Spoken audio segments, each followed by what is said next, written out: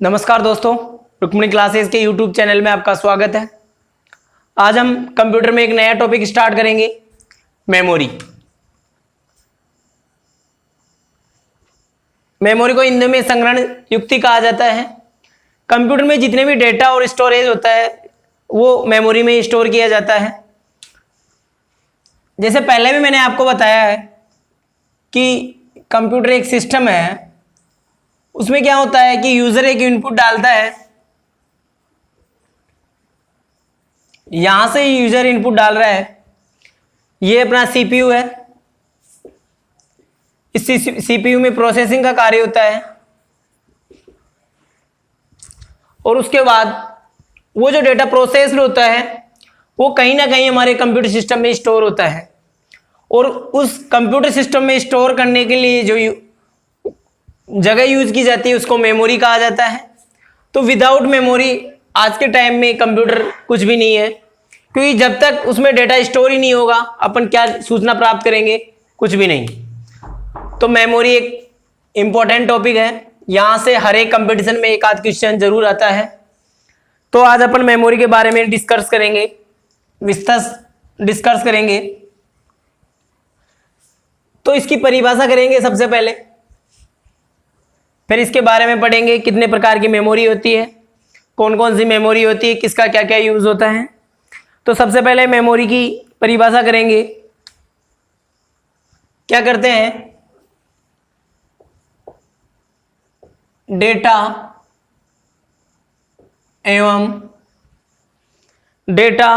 एवं सूचना को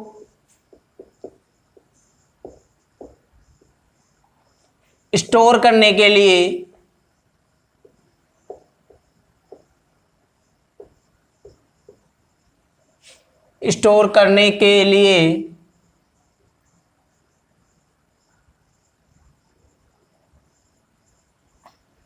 मेमोरी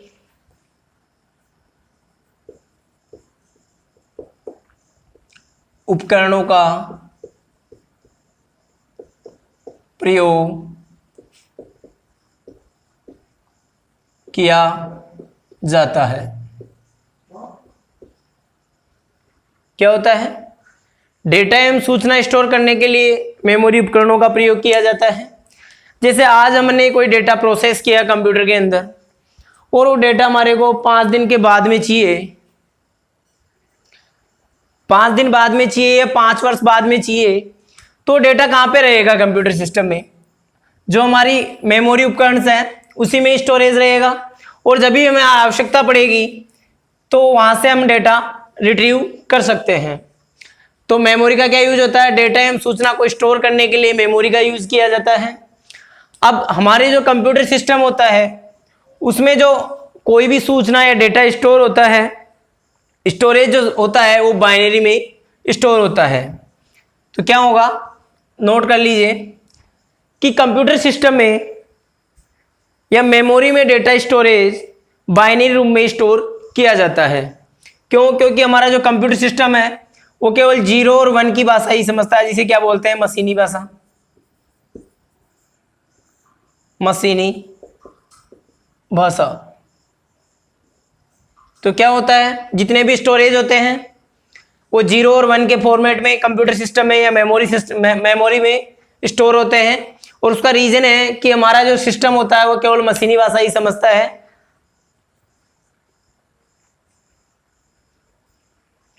अब सबसे पहले क्या करेंगे अपन, सबसे पहले प्रोसेस समझेंगे कि कौन कौन सी मेमोरी की यूनिट्स होती है, उसके बाद में मेमोरी की डिस्कस जानकारी लेंगे। तो सबसे पहले हेडिंग लगा दीजिए, यूनिट ऑफ मेमोरी।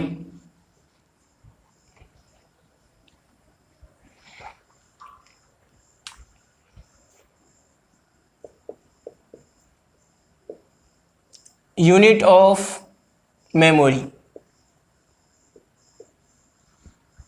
हिंदी में क्या बोलेंगे, मेमोरी की इकाई।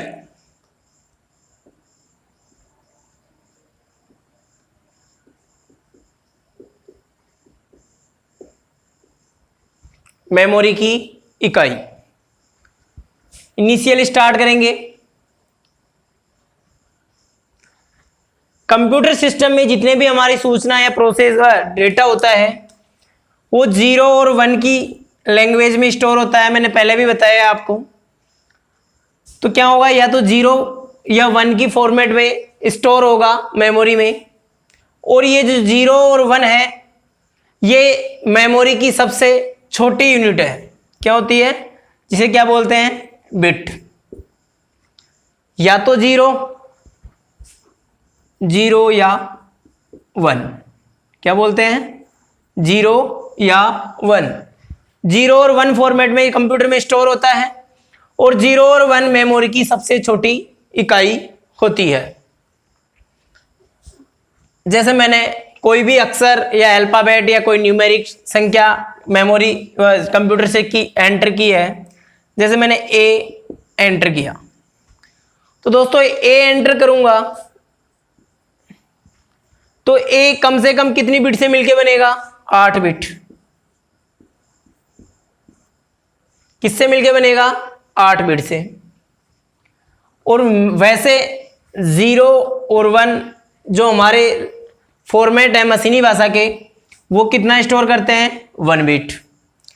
तो यहां से क्या कंक्लूजन निकाल सकते हैं अपन कि 0 और 1 1 बिट स्टोर करता है। इट मीन्स मेमोरी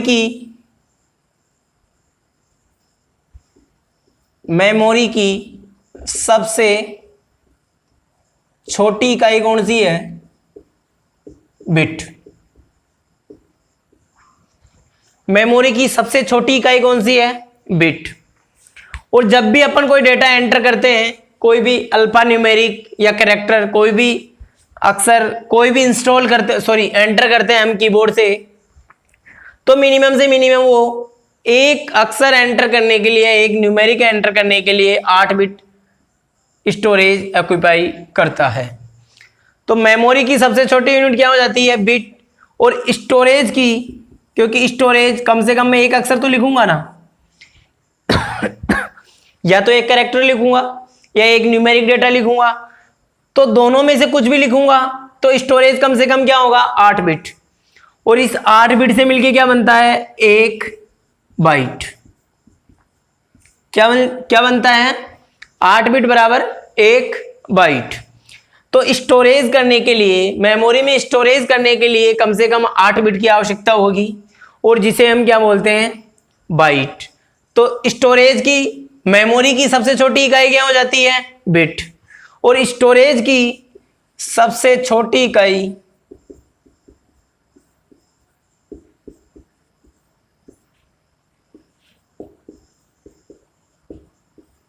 बाइट हो जाएगी। क्या हो जाएगी, यहां क्या हो जाएगी, बिट, और इधर क्या हो जाएगी, बाइट। समझ में आया होगा दोस्तों कि मेमोरी की 0 या 1 लैंग्वेज में फॉर्मेट में डेटा एंटर किया जाता है, या तो 0 या 1, ये किसके बराबर है, 1 बिट के बराबर है। तो मेमोरी की सबसे छोटी इकाई क्या हो जाएगी, बिट। लेकिन स्टोरेज के लिए एक भी अक्षर एंटर करते हैं, एक भी न्यूमेरिक डेटा एंटर करते हैं, तो कम से कम 8 बिट ऑक्यूपाई करता है। 8 बिट से मिलकर 1 बाइट बनता है। और एक स्टोरेज को, एक भी अक्षर को किसी को भी स्टोर करने के लिए 8 बिट या 1 बाइट की आवश्यकता होती है। तो यहां से कंक्लूजन क्या निकला, स्टोरेज की सबसे छोटी इकाई क्या हो जाती है, बाइट, जबकि मेमोरी की सबसे छोटी इकाई क्या हो जाती है, बिट। ऐसे वाले क्वेश्चंस में वो काफी टाइम कंफ्यूज करता है स्टूडेंट्स को। क्वेश्चन दे रहा है मेमोरी की सबसे छोटी इकाई क्या होती है, तो वहां पे ऑप्शन होता है अपने पास, जैसे बिट भी होता है, बाइट भी होता है, निबल भी होता है, आगे और भी ऑप्शन होता है, इनमें से कोई नहीं भी होता है। तो यहाँ तो मोस्टली बिट आंसर लगा के सब सही आंसर करते हैं, लेकिन क्वेश्चन दे रहा है कि स्टोरेज की सबसे छोटी इकाई बताइए, और यहाँ भी ऑप्शन वो यही दे रहा है। फर्स्ट ऑप्शन है बिट, सेकंड ऑप्शन है बाइट, थर्ड ऑप्शन है निबल, एंड फोर्थ है none of these. Fourth option क्या हुआ, नन ऑफ दीज। तो यहां पे मोस्टली स्टूडेंट्स गलत करके आएंगे, क्योंकि स्टोरेज की सबसे छोटी इकाई उन्होंने पढ़ी रखी होती है कि मेमोरी की सबसे छोटी इकाई बिट होती है। तो आंसर क्या करेंगे, बिट, और यहीं से 1 नंबर कैंसिल हो जाएगा। 1 नंबर ये कैंसिल होगा, आधा इसका नेगेटिव, 0.25 का नेगेटिव हो जाएगा, 1.25 का लॉस हो जाएगा। तो ये बहुत ही छोटी चीज़ है कि स्टोरेज की सबसे छोटी इकाई बाइट होती है, जबकि मेमोरी की सबसे छोटी इकाई क्या होती है, बिट। ढंग से समझ में आया होगा। तो यहां से अपन सबसे पहले क्या लिखेंगे, यूनिट्स लिख लेंगे।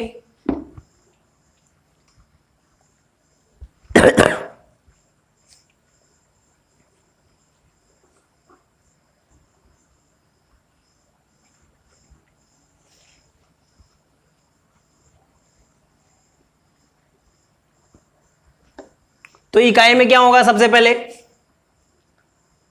सबसे छोटी मेमोरी की इकाई बिट। तो 8 बिट से मिलके क्या बनता है, 1 बाइट।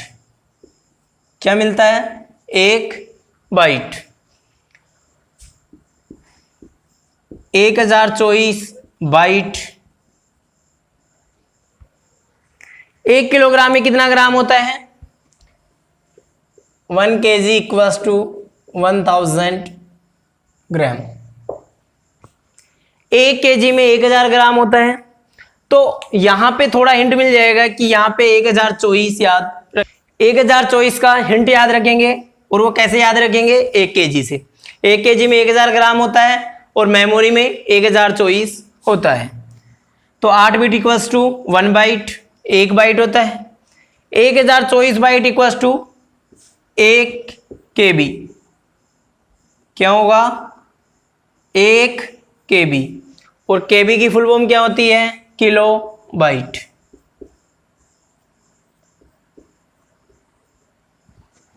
फिर 1024 KB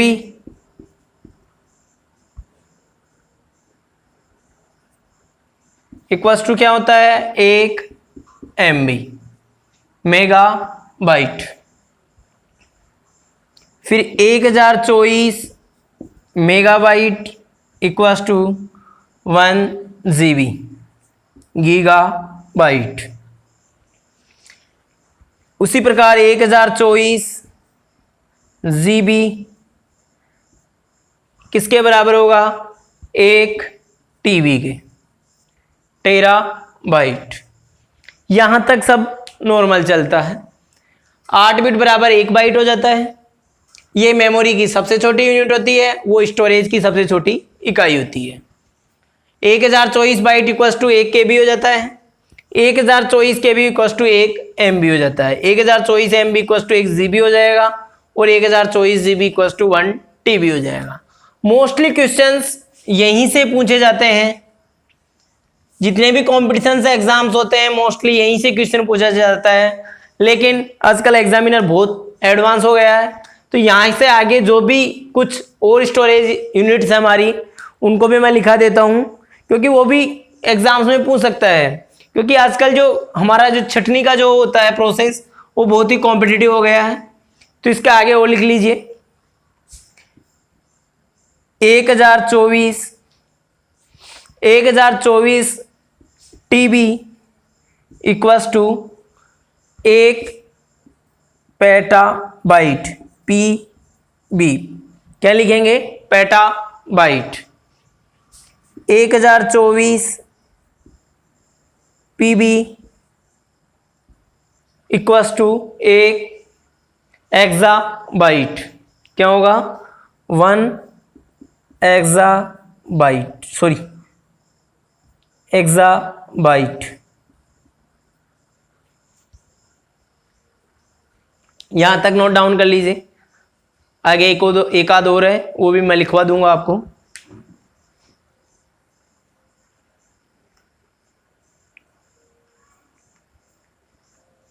यहां साइड में लिखवा देता हूं मैं।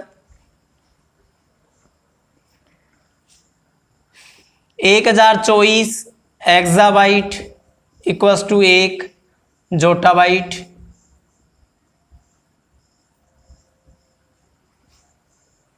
और 1024 zettabyte equals to 1। 1024 zettabyte equals to 1 yottabyte. क्या होगा, 1 योटाबाइट।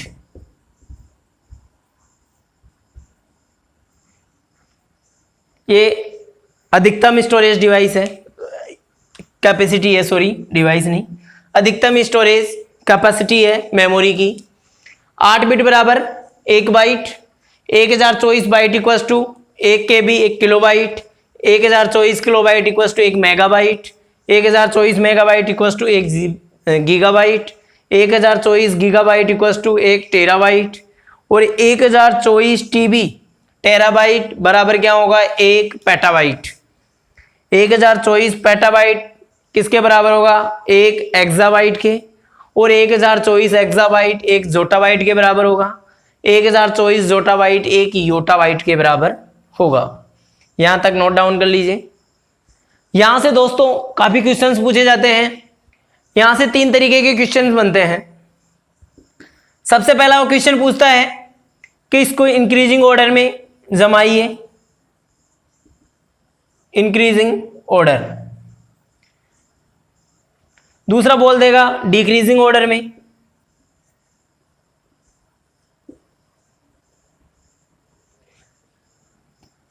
एंड एक और तरीका पूछ लेता है इनमें से सबसे बड़ी इकाई कौन सी है, इनमें से सबसे छोटी इकाई कौन सी है। ऐसा नहीं है कि वो संभावित सबसे छोटी इकाई कौन सी है, संभावित सबसे बड़ी इकाई है, ऐसा नहीं पूछेगा। दिए हुए 4 ऑप्शनों में से सबसे बड़ी कौन सी है, दिए हुए 4 ऑप्शनों में से सबसे छोटी कौन सी है। तो यदि हमें ये इकाई याद रहती है तो हम डायरेक्ट आंसर दे सकते हैं। तो नोट डाउन कर लीजिए।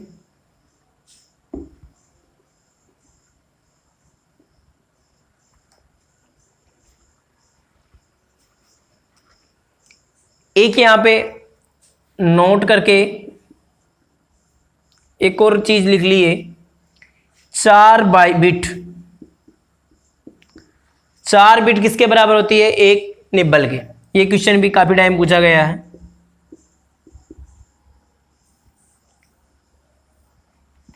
चार बिट 1 निब्बल के बराबर होता है। हमें यदि डेटा स्टोर करना है, कोई अक्षर स्टोर करना है, कोई न्यूमेरिक वैल्यू स्टोर करनी है, तो कम से कम कितनी बिट की बाइट की या कितनी बिट की आवश्यकता पड़ेगी 8 बिट या 1 बाइट की।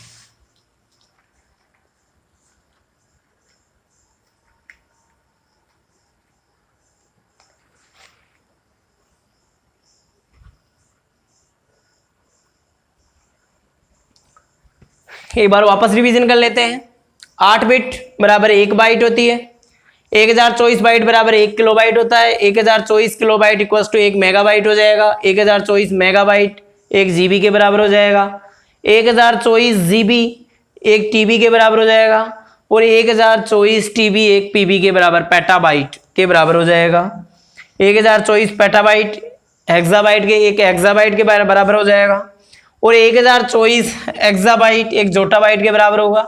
और 1024 जोटाबाइट 1 योटाबाइट के बराबर होगा। दूसरी चीज मैंने बताई थी कि मेमोरी की सबसे छोटी यूनिट क्या होती है, बिट। मेमोरी की सबसे छोटी यूनिट क्या होगी, बिट, जबकि स्टोरेज की सबसे छोटी यूनिट क्या हो जाएगी, बाइट। ऐसे क्वेश्चंस जो कंफ्यूज करते हैं उनमें जरूर गलती होती है, तो इन चीज को रट लेना चाहिए। 1 निब्बल कितनी बिट के बराबर होता है, 4 बिट के बराबर हो जाएगा। 1 बाइट 8 बिट के बराबर हो जाएगा। और बाकी यूनिट्स अपन याद कर लेंगे। आगे मैं आपको मेमोरी के बारे में डिस्क्रिप्शन देता हूं। अब मेमोरी के टाइप पढ़ेंगे। सबसे पहले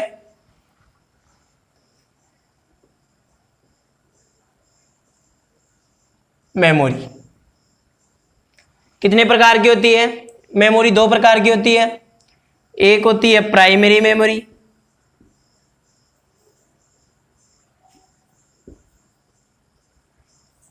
क्या होगी, प्राइमरी मेमोरी। और दूसरी होगी सेकेंडरी मेमोरी।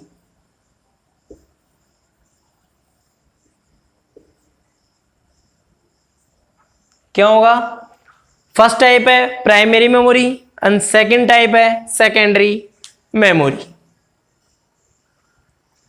प्राइमरी मेमोरी को अपन इंटरनल मेमोरी भी बोलते हैं।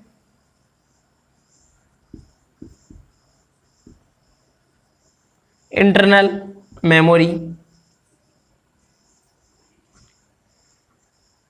प्राथमिक, हिंदी में क्या बोलेंगे, प्राथमिक मेमोरी।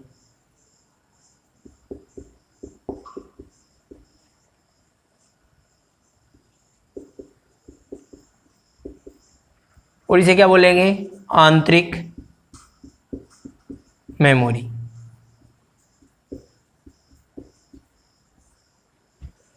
जबकि सेकेंडरी मेमोरी को क्या बोलेंगे, बाह्य मेमोरी, द्वितीय मेमोरी।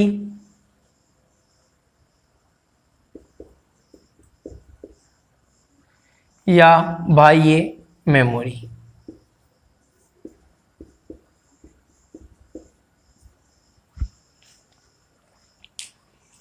दोस्तों प्राइमरी मेमोरी को प्राथमिक मेमोरी या इंटरनल मेमोरी क्यों बोला जाता है? ये हमारा कंप्यूटर सिस्टम है,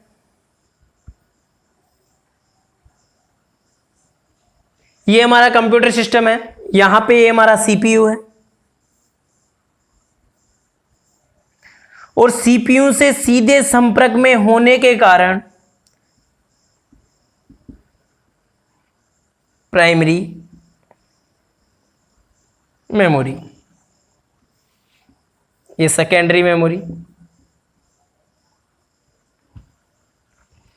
सीपीयू से सीधे संपर्क में होने के कारण या मदरबोर्ड के ऊपर लगे होने के कारण जो हमारी प्राथमिक मेमोरी या इंटरनल मेमोरी होती है उसको प्राइमरी मेमोरी बोला जाता है, क्योंकि सीपीयू से सीधे संपर्क में होती है।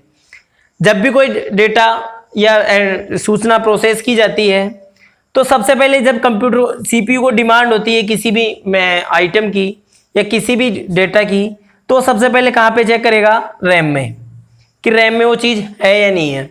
यदि वो वहाँ नहीं है तो फिर वो कहाँ जाएगा, सेकेंडरी मेमोरी के पास में, वहाँ से वो वैल्यू उठाएगा, वापस प्राइमरी मेमोरी में आएगा और सीपीयू को देगा।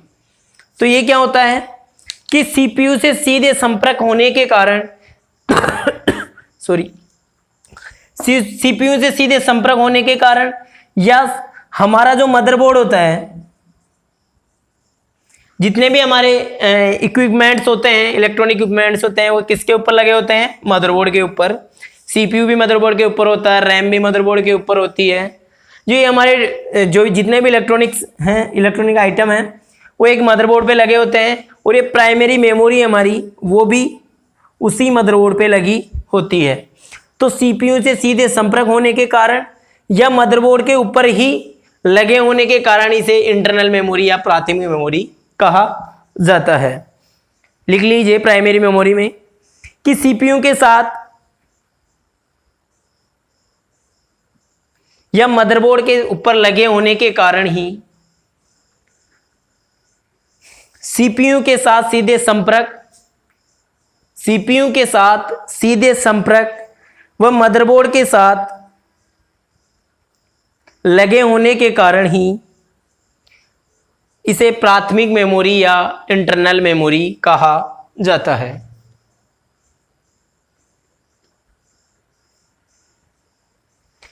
जबकि जो हमारी सेकेंडरी मेमोरी होती है उसे बाह्य मेमोरी कहा जाता है, क्योंकि ये बाहर लगी होती है।